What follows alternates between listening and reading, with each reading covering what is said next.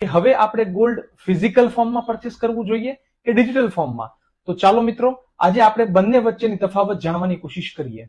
જ્યારે આપણે સ્ટોરેજના પ્રમાણની અંદર વાત કરીએ તો ડિજિટલ ગોલ્ડ આપણે ડીમેટની અંદર સ્ટોર કરતા હોઈએ છીએ અને ફિઝિકલ ગોલ્ડ આપણે જ્વેલરી ફોર્મની અંદર આપણે આપણા ઘરે રાખતા હોઈએ છીએ અથવા આપણે આપણા લોકરની અંદર એને સ્ટોર કરતા હોઈએ છીએ.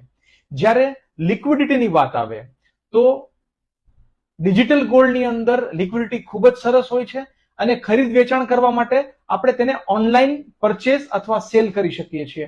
જ્યારે ફિઝિકલ ગોલ્ડની વાત કરીએ તો તેને પરચેસ અથવા સેલ કરવા માટે આપણે કોઈ પણ જ્વેલરની દુકાન ઉપર જવું પડતું હોય છે.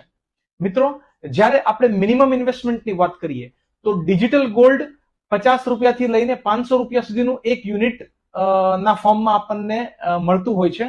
તો આપણે મિનિમમ ઇન્વેસ્ટમેન્ટ એટલે કે 50 રૂપિયાથી લઈને 500 રૂપિયા સુધીની અંદર પણ નાનામાં નાનું ઇન્વેસ્ટમેન્ટ પણ આપણે કરી શકતા હોઈએ છીએ. જ્યારે ફિઝિકલ ગોલ્ડની વાત કરીએ તો ફિઝિકલ ગોલ્ડ આપણે વજન પ્રમાણે લેવાનું હોય છે, મિનિમમ 1 ગ્રામ અથવા 10 ગ્રામ. તો કમ્પેરેટિવલી ડિજિટલ ગોલ્ડ આપણને ઇન્વેસ્ટમેન્ટ નાની રકમથી આપણે કરી શકીએ છીએ, જ્યારે ફિઝિકલ ગોલ્ડ આપણને કમ્પેરેટિવલી થોડું ઇન્વેસ્ટમેન્ટ મોંઘું પડતું હોય છે.